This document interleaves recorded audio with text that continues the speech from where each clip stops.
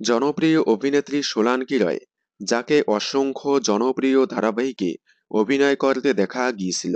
শেষ গাঁটছড়া ধারাবাহিকে অভিনয় করতে দেখা গিয়েছিল তাকে।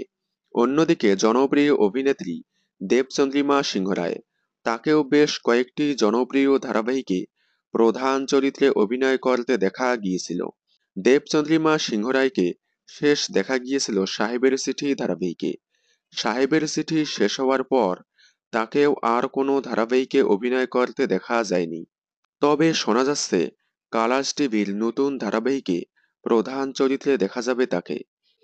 এছাড়াও জনপ্রিয় অভিনেতা নীল ভট্টাচার্য, যাকে শেষ বাংলা মিডিয়াম ধারাবাহিকে প্রধান চরিত্রে অভিনয় করতে দেখা গিয়েছিল। এবার এই তিনজন জনপ্রিয় অভিনেতা নতুন প্রজেক্টে ফিরতে চলেছে। বেশ কয়েকদিন আগেই শোনা গিয়েছে আসছে দেবচন্দ্রিমা সিংহ রায়ের নতুন ওয়েব সিরিজ পরিণীতা। অদিতি রয় পরিচালনায় হইচই প্ল্যাটফর্মে আসছে এই নতুন ওয়েব সিরিজটি। দেবচন্দ্রিমা সিংহ রায়ের বিপরীতে দেখা যাবে জনপ্রিয় অভিনেতা গৌরব চক্রবর্তীকে। সম্প্রতি তারই একটি টিজার অন এয়ার হয়েছে। এছাড়াও হইচই প্ল্যাটফর্মে আসছে আরও একটি নতুন ওয়েব সিরিজ, বোকা বাক্সতে বন্দী।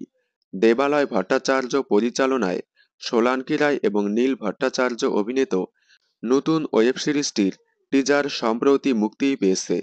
তাহলে নতুন বছরেই একসাথে ওয়েব সিরিজে ফিরতে চলেছে সোলানকি রায়, দেবচন্দ্রিমা সিংহ রায় এবং নীল ভট্টাচার্য। আপনারা কোন ওয়েব সিরিজটি দেখার জন্য বেশি এক্সাইটেড, পরিণীতা নাকি বোকা বাক্সতে বন্দী? কমেন্টে জানাবেন। বিনোদন জগতের সকল আপডেট সবার আগে পেতে চ্যানেলটি সাবস্ক্রাইব করে পাশে থাকা বেল আইকনে ক্লিক করে রাখুন। ধন্যবাদ।